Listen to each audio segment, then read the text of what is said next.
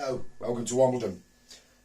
What I'm going to do today is make Nocino, which is an Italian, but we'll go into that later on, drink made using white alcohol, I've got vodka in this case, and green walnuts. And these are the green walnuts that we've foraged. I've actually got in here, I've got 39 green walnuts, and there's a reason for that. 39 being an odd number due to tradition, which is about 500 grams of green walnuts. I've also got some herbs and spices, so I've got some bronze fennel seeds, I've got some aniseed, which are a very similar kind of seed, star anise, they all give a very similar flavour, cloves, which obviously gives a depth of flavour. I've even got some licorice bark, or I will have some licorice bark. This is licorice stick. I've got some cinnamon, and I do have some vanilla as well. And also, I've got one whole onion. And the most important thing is gloves. Now, the reason I wear gloves is twofold. Because I bite my nails and I'm preparing food, for videos, people go, oh, you're wearing, you know, you've got bitten nails and it's dirty. It isn't. I wash my hands.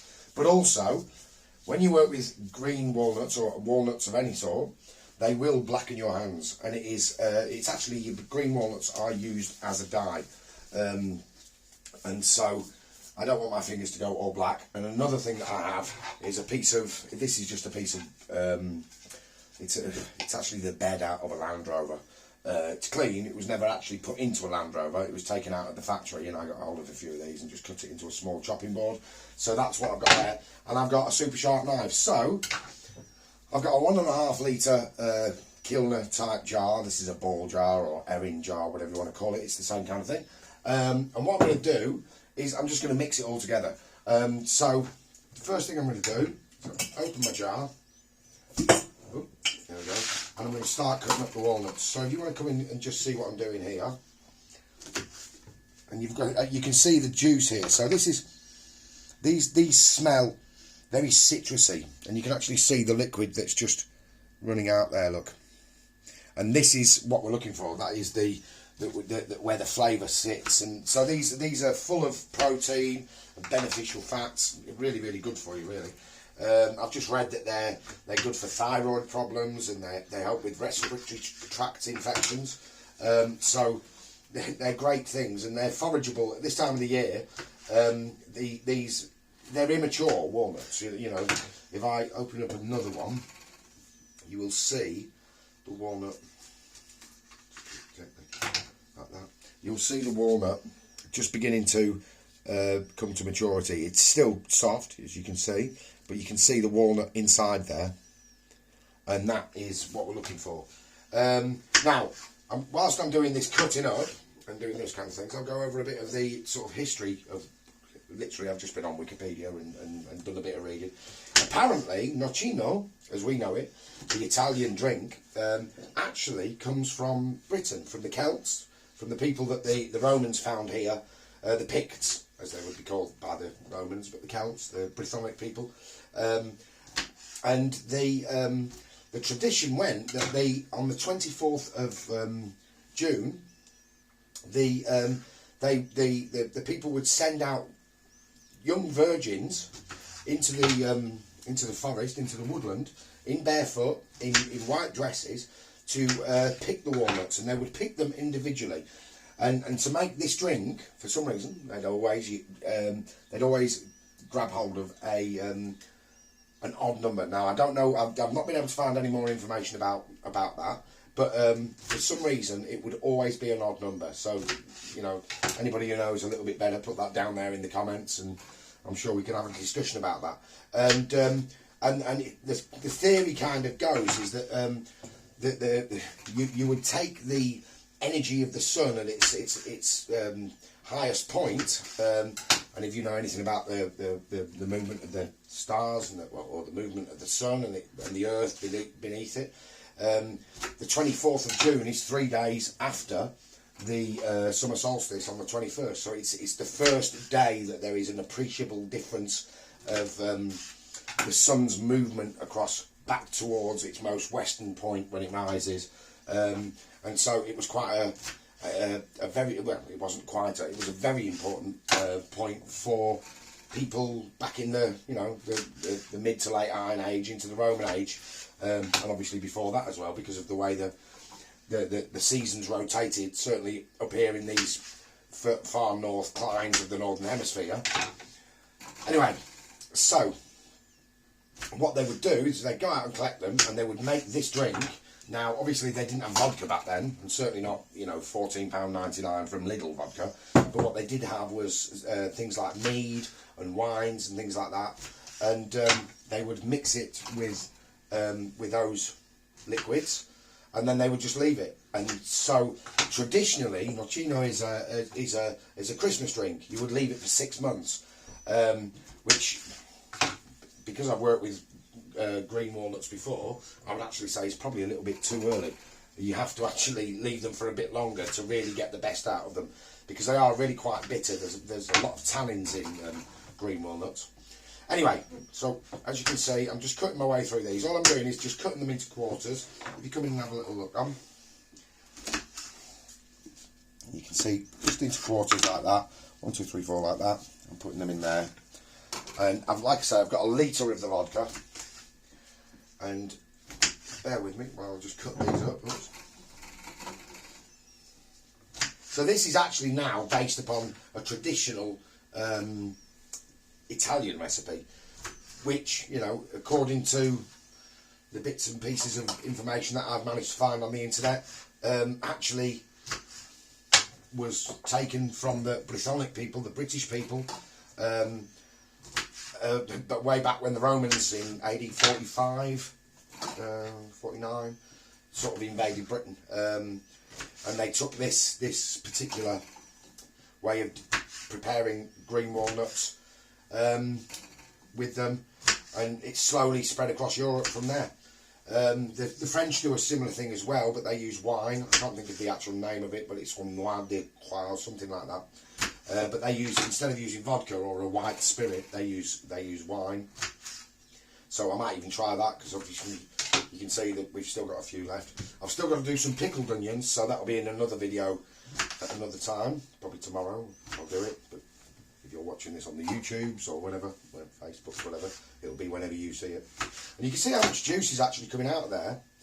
And you can see on my gloves there, it's a yellowy green at the moment, but give that an hour or two, that'll go black. And that's why I'm wearing gloves, because I don't want that blackness all over my fingers. I've still got a little bit of a stalk on it. Okay, so that's 39. Hope you've been counting. Green walnuts in the jar there. And what we're going to do is just give that a little rinse off.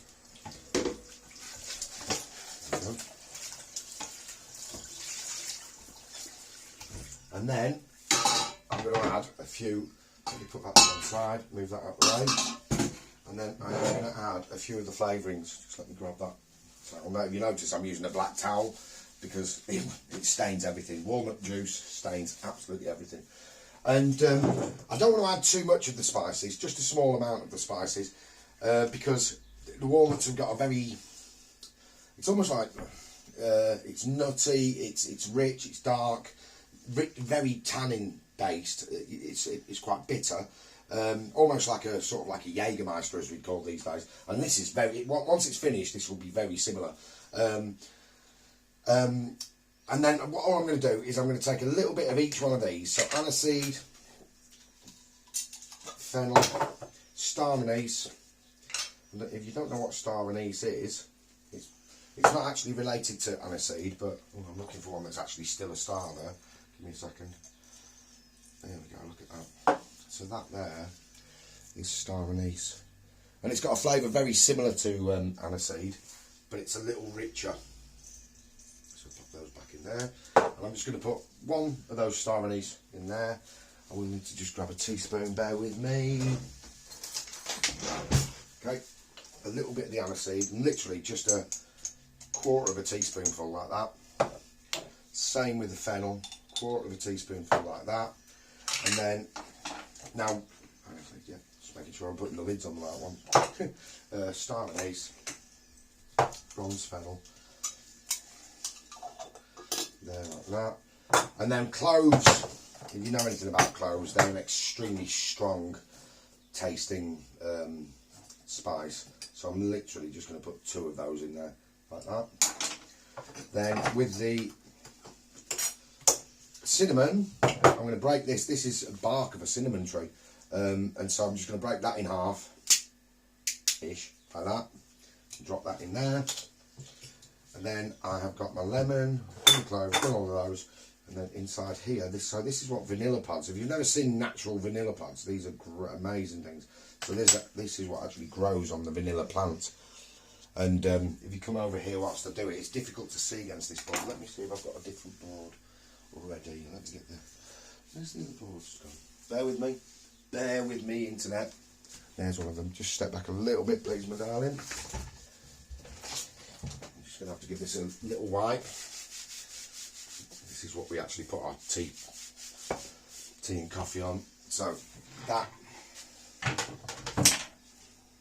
is a vanilla pod, and I mean, they smell so beautiful. They're really strong. You have to. Vanilla is really quite a strong spice, and so all I'm going to do is I'm just going to take about half of one, put the rest back in the little test tube that I originally bought some in. Like that.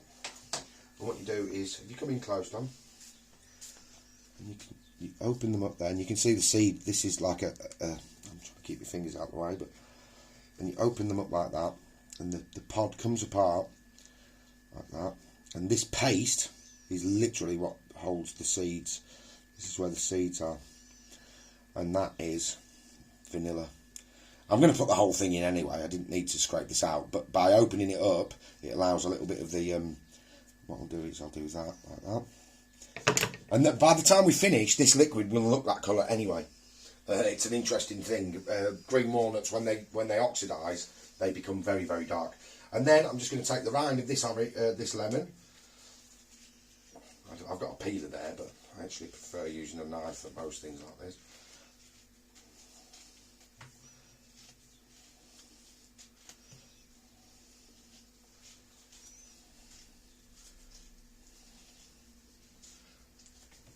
I'm just going to cut it roughly like that. Oops. On the floor, I don't have to stay there. And obviously I'll use the lemon somewhere else for something else, probably cooking with a chilli and some with some chilies in it, and make a nice, just drop all of that in there. Okay, and that's it.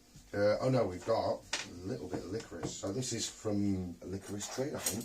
And all I'm going to do is I'm just going to take my cheapo potato peeler and just try and get some this bark to, there we go, that's what I'm looking for, those kind of strands.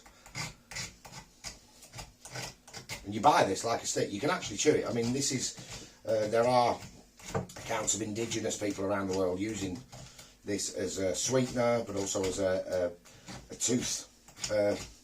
toothbrush by chewing it. So there we go, and that is our licorice. And then, what I'm going to do is I am going to take the vodka, and this is, like I say, this is the cheapest vodka that I can buy. This is a full litre and it's $14.99, so about $17, $18. It's cheap as chips, and I'm just going to pour it all over there, and hopefully we'll get that whole litre into the jar. It'll fill all the spaces. If we don't, I'll have to drink it, which is a pity. There we go. All the way to the top. It's going to take the whole lot. Look at that. Perfect. Absolutely perfect. Ooh, there might be a one shot. But there's a small shot for me as the chef. Obviously this will probably get me demonetized or whatever, but yeah. And it is cheap. Very nasty. But there you go. So that is how you make Nocino. From what I can work out on the internet. I thought you might like to see it. So, let's have a close-up look. So you can see the green walnuts in there. You can see the licorice bark. You can see all the seeds in there. Obviously the lemon rind. And what we'll do, just give it a little turn over. Allow everything to infuse like that. And we'll leave that for 2 or 3 months now. And what will happen, because I know, because I've used green walnuts before, this will darken up. These walnuts will go black. Let me show you. This is what happens when you just put sugar with green walnuts. It goes very, very black. And that will happen with this as well. So what I'll do is I will label it up so I know when I've done it. And then in 2 or 3 months' time, I'll put some syrup with it, and it'll make it into a real dark, strong, like I say, like a Jägermeister liqueur. It'll come down to about 35% liqueur. So, thank you very much for watching. Like, subscribe, comment. I don't even know if this is going to go on YouTube or not. I get very nervous doing things like this. Hopefully this is of some use to you. I enjoy doing it. It's all experimentation. First time I've ever done it. And we'll find out whether it works or not. Welcome to Womblin. Keep on wombling. Bye bye.